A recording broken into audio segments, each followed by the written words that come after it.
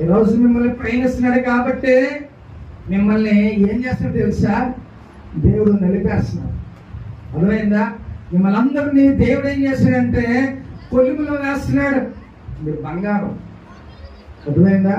మీరు బంగారం లాంటి వాళ్ళు కాబట్టి మిమ్మల్ని ఏం చేయాలంట? బంగారం బిస్కెట్ ఉంది, ఏం చేస్తారు? దాన్ని కరిగించాలిగా. ఏం చేస్తారు? దాన్ని కొలుములో వేస్తారు. ఆ కొలుములో వేసినప్పుడు ఎలాగైతే ఆ తయారు చేసే వ్యక్తి వాడికి ఏమి కావాలో అలాగ వాడు మౌల్డ్ చేస్తాడు కదా.